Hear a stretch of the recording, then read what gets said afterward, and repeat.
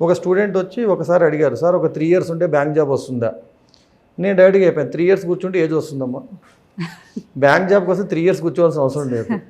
ఇంకొక ఆయన అడిగారు, సార్ వాళ్ళు జాబ్ వచ్చేంత వరకు ట్రైనింగ్ ఇస్తా అన్నారు, మీరు కూడా జాబ్ వచ్చేంత వరకు ట్రైనింగ్ ఇస్తారా? నేనేం చెప్పానంటే, నేను జాబ్ వచ్చేంత వరకు ట్రైనింగ్ ఇవ్వను, కానీ జాబ్ వచ్చేలాగా ట్రైనింగ్ ఇస్తాను. జాబ్ వచ్చేంత వరకు 30 ఏళ్ళ వరకు ట్రైనింగ్ ఇస్తూ పోతే మీరే నష్టపోతారు. ట్రైనింగ్ అవ్వాలంటారు అనకూడదు, కానీ కొన్ని ఇన్స్టిట్యూట్స్ వాళ్ళు హాస్టల్స్ నడుపుతున్నారండి. వాళ్ళకి ట్రైనింగ్ నుంచి వచ్చే ఫీజు కన్నా పిల్లవాడు ఒక 8 ఏళ్ళు వాళ్ళ దగ్గర చదువుకున్నాడు అనుకో, వాళ్ళకి వచ్చే హాస్టల్ ఫీజు ఎక్కువ. Okay okay. సో అంటే వాళ్ళు డివైడ్ అయిపోయారు, ఎందుకంటే ట్రైనింగ్ నుంచి ఒకసారి ఫీజు వస్తుంది, హాస్టల్కి ఎవ్రీ మంత్ ఫీజు వస్తుంది.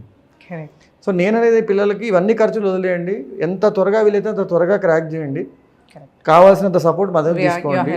సో ఆబ్వియస్లీ మీ కెరియర్ ఉంటుంది, మీకు ఖర్చులు తగ్గిపోతాయి, మీ పేరెంట్స్ హ్యాపీ ఫీల్ అవుతారు. At the time of retirement you understand what is the beauty that you actually did. This is exactly ఆ మోటివేషనల్ పాయింట్. యాక్చువల్లీ అందరికీ కూడా మీరు అన్నట్టు క్రాక్ చేసే లైక్ డిప్రెస్ అయిన వాళ్ళకి కానీ, లేదంటే ఫస్ట్ టైం అటెంప్ట్ చేసిన వాళ్ళకి కానీ బెస్ట్ థింగ్